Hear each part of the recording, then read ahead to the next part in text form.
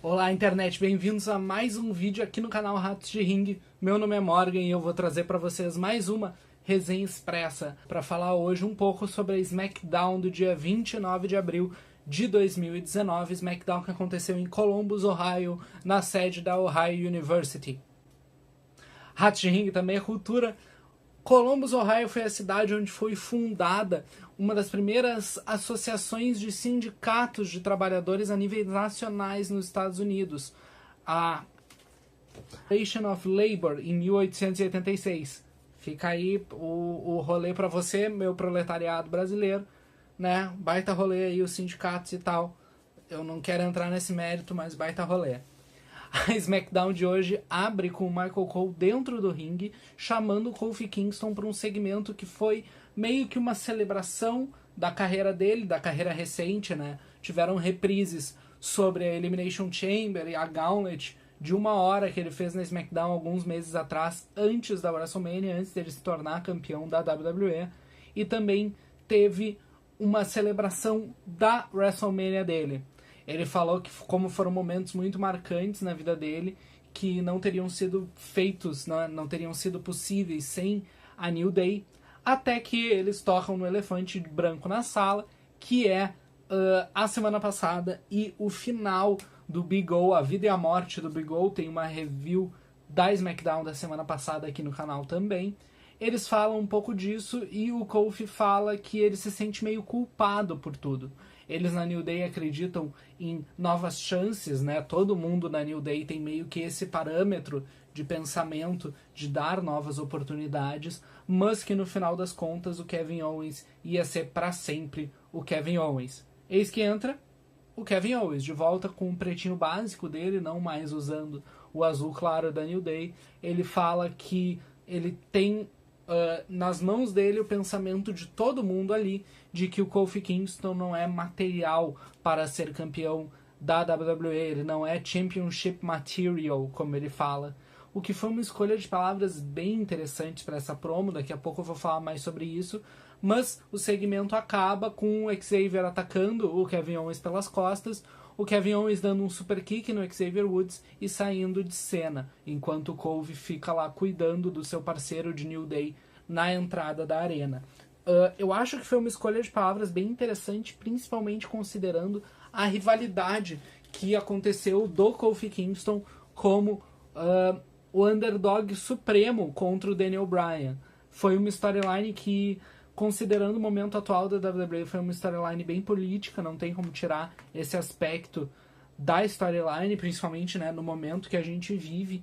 E o Kofi Kingston, ele representa um pouco dessa quebra desse telhado de vidro, né? Ele foi o primeiro campeão nascido na África, o primeiro campeão negro da WWE, e eu acho que essa promo do Kevin Owens não foi uma promo necessariamente racista, mas ela trouxe um pouco da fala de tu não merece isso. Essa questão do merecimento estava presente nessa promo, e o Kevin Owens sabe muito bem ser heel. Então foi uma promo delicada, mas foi muito bem feita e foi emocionante, assim, despertou um aspecto emocional na rivalidade dos dois bem forte. A gente tem então um segmento no backstage, só uma câmera mesmo para mostrar que o Jeff Hardy tá de muleta. E os dois vão falar um pouco depois no show sobre a situação do cinturão de duplas da Brand Azul. Antes da primeira luta, uma luta que estava sendo hypada na internet, a Bayley faz a entrada dela e é anunciada como a primeira participante feminina da SmackDown na Money in the Bank Ladder Match. Antes do show começar, eu tava desconfiado que se a Bayley entrasse nessa Ladder Match, ela ia ganhar. Mas um acontecimento que rolou mais tarde na SmackDown fez eu mudar a minha ideia. Logo depois entra The Man, Becky Lynch, para essa luta singles que estava sendo bem divulgada. A Becky foi anunciada de uma maneira diferente. Ela foi anunciada, tipo, a pessoa que fez história na WrestleMania e todo esse rolê. Eu não quero que eles façam com ela o que eles façam com o Baron Corbin. Eu acho que funciona porque o Baron Corbin é especialmente irritante e especialmente ruim no ringue. E a Becky tem todo um potencial por fora disso que não precisa levar a personagem dela para esse lado. Foi uma luta bem empolgante, várias vezes as duas fizeram golpes que não são muito do moveset delas, foi uma luta bem diferente de se ver. Surpreendentemente foi a primeira vez como eles estavam anunciando, foi a primeira vez que essas lutadoras se enfrentaram 1 a 1, o que é estranho, considerando toda a storyline delas na NXT, delas serem 2 das 4 Horsewomen e tal. Mas foi uma luta bem boa. O spot final foi bem interessante. A Bayley foi pro elbow drop da terceira corda, que acertou os joelhos da Becky Lynch, que aproveitou essa oportunidade e foi pra submissão. A Becky Lynch ganhou com um Disarm Her pra desestruturar aquela promo da Bayley de semana passada, que a Becky nunca tinha ganhado da Bayley. Talvez essa derrota tenha sido muito cedo, né, pra tirar esse argumento da Babyface. Depois da luta, a Becky nem teve tempo de comemorar, a Charlotte chegou e atacou tanto a campeã quanto a Bayley saindo do ringue com a música dela tocando. A gente tem então pela segunda semana seguida uma promo do Aleister Black naquele cenário sem nada, ele sentado com o cenário todo preto, e dessa vez ele está falando um pouco sobre o medo, como o medo é uma ferramenta poderosa e o ser humano tem um medo inerente do desconhecido, e o desconhecido seria ele. Ele é uma pessoa que desperta medo nos oponentes, a escuridão nos olhos dele faz com que o oponente tente decifrar alguma coisa, mas isso é perda de tempo, porque enquanto o cara tá tentando decifrar ele dá-lhe uma porrada e o juiz acaba a luta. Segunda semana com uma promo assim, ok, diferente da Firefly Funhouse, não teve um desenvolvimento muito grande disso, mas eu acho que, assim, vai ter de novo semana que vem, se tiver na próxima eu já acho meio vacilo. Eu acho que eles têm que fazer na semana que vem uma promo de novo. Na quarta semana, alguém desafia o Aleister Black para alguma coisa para ele ter uma luta, nem que seja no pré-show do Money in the Bank. Os Hardy Boys entram no ringue, o Jeff de muleta, e falam que em função da lesão do Jeff Hardy, eles vão ter que dispensar o cinturão de duplas da SmackDown no momento. Eles estão lesionados, não tem como defender, então o cinturão fica vago. O Jeff Hardy começa a fazer uma promo um pouco mais emotiva, dizendo que essa não é a última vez que eles vão ver os Hardy Boys no ringue da WWE detonando, chutando bunda e anotando nomes, até que entra o Lars Sullivan. O Lars Sullivan, por sinal, está sendo construído como se fosse o motivo da lesão do Jeff Hardy. Eu não sei o quão verdadeiro é isso, mas eu acho que na storyline fica bem interessante. O Lars Sullivan entra no ringue, o Jeff Hardy fica tentando fugir dele, o Matt se bota na frente só para ser destruído pelo Lars Sullivan. Ele leva um freak accident e sai do ringue, e quando o Lars vira a atenção pro Jeff, o R-Truth entra com uma cadeira, dá-lhe uma cadeirada nas costas do Lars Sullivan. O Lars Sullivan fica de pé, dá um soco na cadeira e começa a focar então no R-Truth, dando tempo pro Jeff Hardy escapar. De novo, construção de personagem, talvez indo para lugar nenhum, isso a gente vai ver pelas semanas que vão vir. Agora, o cinturão de duplas vago me fez lembrar que nesse momento do show eu não conhecia nenhuma dupla da SmackDown. Eu não conseguia me lembrar do Rusev e do Nakamura, por exemplo. Que a SmackDown tinha ganho o Heavy Machinery no Superstar Shake-Up, ou que tinha, até onde eu sei, o Primo e o Épico, e a Sanity, se não foi desmanchada com aquela treta do Alexander Wolf e tal. A divisão de duplas da SmackDown no momento está bem fraca. A WWE mostra 3 coisas que vão acontecer na SmackDown de hoje ainda. A primeira é referente ao Roman Reigns, como é que vai ser a situação dele depois de ter atacado o Vince 2 semanas atrás e de ter sido atacado pelo Shane na semana passada, como tem aqui uma resenha no canal mostrando um pouco disso.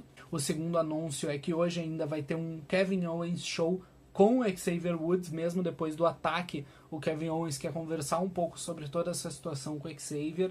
Ele foi visto pela última vez numa sala médica, no backstage, colocando um gelo no ombro por algum motivo. Ele levou um chute na cara, mas tá pondo gelo no ombro, sendo consolado pelo Kofi Kingston, falando que ele vai cuidar de tudo isso, vai ficar tudo bem. E o terceiro anúncio é um anúncio duplo, bem na verdade. É o anúncio dos 4 nomes que vão participar da Ladder Match masculina pela SmackDown, que são o Ali, o campeão intercontinental Finn Balor, o Randy Orton e o Andrade. São 4 nomes bons, eu acho que eles vão trazer elementos diferentes na luta. Eu acho que o Andrade e o Ali vão ter bastante chance de destaque aqui. O Randy Orton é um nome meio aleatório pra mim, mas a minha pick para essa luta continua sendo o Baron Corbin na Raw. Eles anunciam esses 4 nomes e, bem como o padrão da Raw dessa semana, que também tem resenha aqui no canal, eles anunciam uma luta de dupla vai ficar então ali e Finn Balor contra Andrade e Randy Orton. Vamos então para a segunda luta da SmackDown, uma luta de duplas entre a Kairi Sane e a Asuka, que entram junto com a Paige e com uma música nova que é só um mashup da música da Kairi e da Asuka, ficou horrível, contra duas competidoras locais que não são nem anunciadas, a bem na verdade, acho que elas nem têm nome. O ponto de destaque dessa luta é que as Iconics estão na mesa de comentarista, elas ficam gritando a luta toda, não dá pra entender nada, foi muito bom. A Kairi Sane e a Asuka ganham, embora as duas competidoras locais tenham mostrado um pouco de carisma, assim, tenham mostrado uma certa personalidade, era óbvio que a Kairi Sane e a Asuka iam ganhar.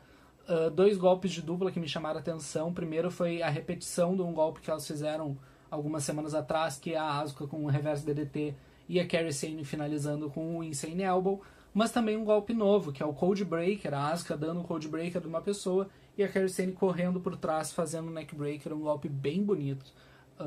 Kairi Sane ganha de uma das minas sem nome. É isso. A gente vai então para um backstage que eu acho que pra mim definiu a ganhadora da Money in the Bank feminina pela SmackDown. A Mandy Rose e a Sonya Deville estão olhando a luta da Kairi Sane e elas recebem a notícia de que uma das duas vai participar da Ladder Match feminina, vai ter a chance de conseguir o Money in the Bank. E elas têm meio que uma discussãozinha para ver quem das duas vai. Elas entram no consenso que a Mandy Rose vai ser a candidata do Absolution para concorrer a essa maleta. Então até agora a gente tem os 4 nomes masculinos e 2 dos nomes femininos, a Bayley e a Mandy Rose. Aí, nesse segmento, eu já fiz a minha opinião de quem eu acho que vai ganhar essa luta, que vai ser a Sonya Deville.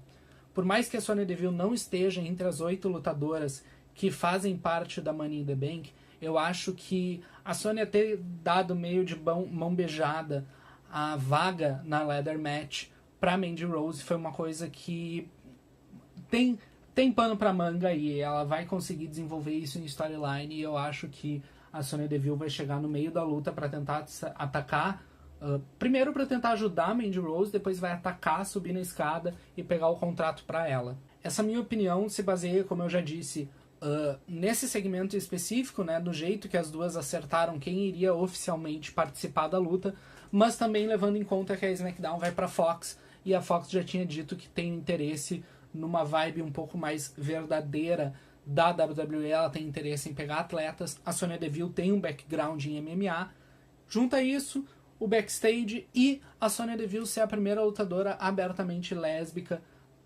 dentro da WWE, ela se assumiu enquanto lutadora, né, trabalhando lá no contrato, na CLT dos caras, e talvez seja uma representatividade interessante que a WWE queira perseguir.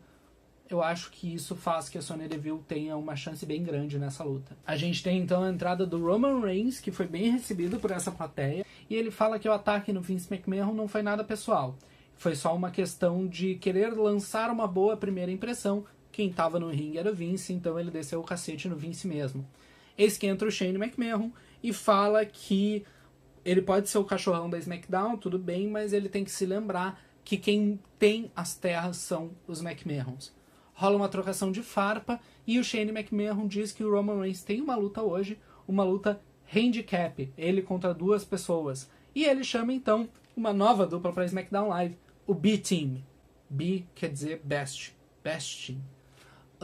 O Bo Dallas e o Curtis Axel, o Superstar Shake-Up vai acabar quando acabar, eu acho, ou não também, foda-se. De novo, né, aquele negócio, eu não me lembrava de nenhuma dupla quando os Hardys soltaram o cinturão, e agora chegou o B-Team, seja lá o que for. Eles já foram campeões de dupla da Raw em outro momento, numa circunstância bem diferente, eles eram top babyfaces, assim, e agora eles estão de lacaios do Shane. O Shane anuncia que, além da luta ser 2 contra 1, vai ter um segundo juiz especial também, que é o Elias. Aquela teoria que eu fiz na Raw do Shane tá se associando com mid-carders aleatórios, tá se fortalecendo agora, juntou o Elias, o B-Team, o Bobby Lashley, foda-se, né, tamo aí mesmo juntando o mid-carder. A gente tem essa luta do Roman Reigns, foi uma luta boa, foi uma luta divertida, meio que tu sabia que o Roman Reigns ia ganhar, principalmente por causa do arquétipo da luta.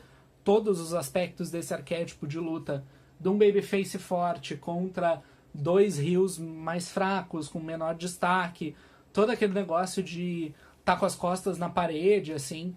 Todos os arquétipos desse tipo de luta foram utilizados. O Roman Reigns apanhou do Elias enquanto o juiz estava distraído. O Elias destruiu o juiz para o Roman Reigns perder a vantagem. O Roman Reigns, então, se pegou força do cu e conseguiu bater em todo mundo. Tudo isso rolou, o Roman Reigns acabou a luta com um Spear no Curtis Axel, mas foi uma luta que me divertiu bastante. Main event de hoje da SmackDown, uma luta de duplas entre os 4 participantes da Money in the Bank masculina.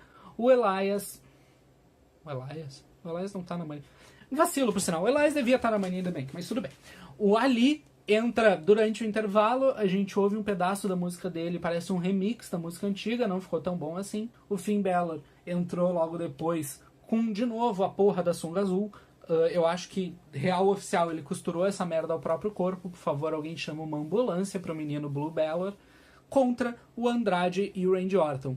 O Andrade faz uma promo dizendo que tá cagando pra todo mundo, que não respeita ninguém, e que o Randy Orton, quando ele precisar de ajuda durante a luta, pra deixar o Andrade lutar, que ele vai ensinar uma coisa ou outra pra Viper. Isso não rola. Quando o Andrade entra na luta, ele tem 2 chutes. A Zelina tenta distrair, não rola também. O Andrade é pinado pelo Ali com 450 splash. A luta durou 4 minutos. O main event durou 4 minutos. Uma luta com o Ali, o Andrade, o Finn Balor e o Randy Orton durou 4 minutos. Eu quero que vocês guardem essa informação. E não foi uma coisa necessariamente ruim, porque a SmackDown estava bem cheia. Talvez o segmento do Roman Reigns tenha durado um pouco mais, mas isso é mais culpa do Shane do que do Roman Reigns propriamente dito. Mas foi uma luta de 4 minutos que foi boa também. A gente vai então pro final do show, pro Kevin Owens Show na SmackDown. O Kevin Owens disse que o cenário do Kevin Owens Show mudou bastante, é só ele e 2 cadeiras, porque é tudo que ele precisa, o show é ele, não é todos os enfeites que tinham no ringue antes. E ele também diz que ele tá ali para ajudar o Kofi. Ele tá ali para pegar o peso que o Kofi pegou na WrestleMania e tirar esse peso dos ombros do Kofi Kingston. Ele diz que ser campeão é uma coisa que o Kofi não aguenta e ele tá ali para ajudar. Uma promo poderosa do Kevin Owens. Eu acho que ele desenvolveu muito bem a persona dele hoje na SmackDown. E ele chama então o Xavier Woods. O Xavier Woods não entra e ele pega então do bolso um boneco do Xavier e um boneco do Big E e começa a tentar entrevistar os dois. Ele depois diz que esses bonecos são só merchandise, lixo de merchandise que a New Day produz por segundo, e ele fala que não precisa entrevistar esses bonecos porque no fundo ele sabe o que tanto o Xavier quanto o Big E estão pensando. Ele é interrompido então pelo Kofi Kingston, que entra sem o cinturão, tira a camisetinha e sai correndo para descer o cagaço no Kevin Owens, desce a porrada, destrói, joga por cima da mesa, faz todo o rolê. O Kevin Owens acaba o show fugindo por meio da plateia, enquanto o Kofi Kingston tá no ringue, em pé na terceira corda. 2 coisas que me chamaram a atenção nesse Kevin Owens show. A primeira delas foi que o Kofi Kingston entrou sem o cinturão. Eu acho que ele poderia ter entrado com o cinturão, mesmo que se fosse para tirar e deixar na entrada, na rampa mesmo. Eu acho que isso traria de novo aquele elemento visual de que ele é o campeão. Ele tem aquele cinturão, não importa o que o Kevin Owens ache, ele é o campeão, ele tá com o cinturão, cala tua boca, vai se fuder. A segunda coisa que me chamou a atenção, e foi uma coisa que talvez seja bem importante pro futuro dessa rivalidade, foi uma coisa que o Kevin Owens falou pro boneco do Xavier Woods. Eu nunca pensei que eu ia falar essa frase na minha vida, que foi que ele sabe o que o Xavier tá pensando, e mais importante que isso, ele quer falar com o Xavier. Por que eu acho isso tão importante? Porque ele diz assim, tá todo mundo falando sobre o Kofi, sobre o que o Kofi acha, sobre como foi a luta do Kofi, eu quero falar contigo. Se o Kevin Owens puxar pra esse lado e tentar destruir a New Day por dentro, tipo, o Kofi é campeão, vamos ver o que o Xavier acha disso, o que o Big E acha disso, eu acho que justificaria, entre aspas, tá, o desmanche da New Day. Eu acho que, em primeiro lugar, quando a New Day acabar, eventualmente, eu não vou estar pronto, você não vai estar pronto, o coleguinha que tá do lado não vai estar pronto, vai todo mundo chorar que nem um bando de desgraçado, vai rolar, mas eu acho que se for pra seguir por esse caminho, é um caminho bom a ser seguido. Eu acho que o Kevin Owens é um heel forte o suficiente, não, nem no aspecto força, ou o jeito que ele é bookado, mas o jeito que ele é escrito. Eu acho que ele é forte o suficiente pra causar esse caos dentro da New Day. Eu acho que a SmackDown dessa semana foi bem divertida, eu gostei dela, mesmo sendo mais novelão do que luta em si. Tiveram 2 lutas ok, lutas boas, mas não acima da média, por parte da Becky Lynch e da Bayley, e também o Roman Reigns contra o B-Team. Eu gostei dessas 2 lutas nessa semana. E é isso que eu tenho pra falar. Os comentários aqui embaixo são de vocês. O que vocês acharam da SmackDown dessa semana? Como vocês estão se sentindo depois da traição do Kevin Owens, da vida e da morte do Big O? Comentem aqui embaixo. Não se esqueçam também de todas aquelas porra de social media. Dá like, se inscreve no canal, ativa o sininho para receber as notificações. Espalha a palavra, o meu Twitter tá aqui embaixo se vocês quiserem me seguir para me ver falando merda por lá também. E era isso. Meu nome é Morgan e tchau, tchau, internet.